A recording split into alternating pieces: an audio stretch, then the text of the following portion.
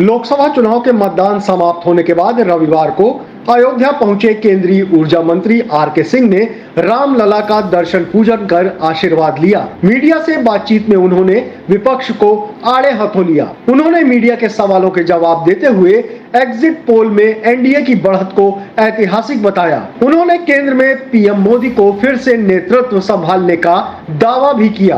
उत्तर प्रदेश में भीषण गर्मी के बीच बिजली कटौती को लेकर मीडिया के सवालों का भी उन्होंने जवाब दिया। साथ ही जनता को इसके लिए आश्वस्त भी किया।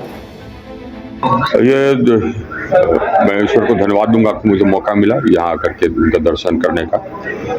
और इच्छा थी जैसे ही चुनाव समाप्त हुआ, वोटिंग हुई और बीच में 2-3 दिन है तो सोचे कि यहाँ आए, यहाँ देख भी लें कि क्या व्यवस्था है, कैसी है और बिजली के बारे में और कुछ क्या कर सकते हैं हम लोग, और मंदिर का दर्शन भी हो जाएगा।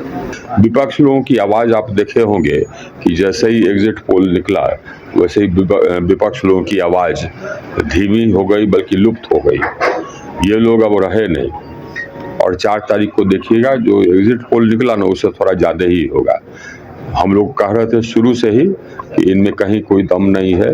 ये लोग कोई ऐसे गठबंधन ऐसे हैं जो कि तुरंत बिखर जाएगा।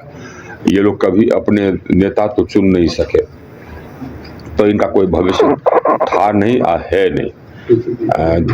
इसीलिए बैठक 1 को किए, 4 के बाद 5 तारीख को नहीं किए, क्योंकि जानते थे कि 5 तारीख के बाद कोई गठबंधन रहेगी ही नहीं, ये लोग कहीं रहेंगे नहीं। हम लोग कहते थे कि हाँ 400 के आसपास आएगा, अब देख लीजिएगा कि आएगा। जनता हम लोग के साथ है, जनता हम लोग के साथ है, और हम लोग के साथ इसलिए है क्योंकि हम लोगों ने देश को मजबूत बनाया है और विकास किया है। वैसे उत्तर प्रदेश को और बिजली चाहिए था, वो बिजली हमने दिया, और बिजली अगर चाहिए उत्तर प्रदेश को तो हम और दे देंगे। अभी हमको लगता है कि 10 दिन पहले कुछ और बिजली की मांग आई थी, वो हम लोगों ने दे दिया।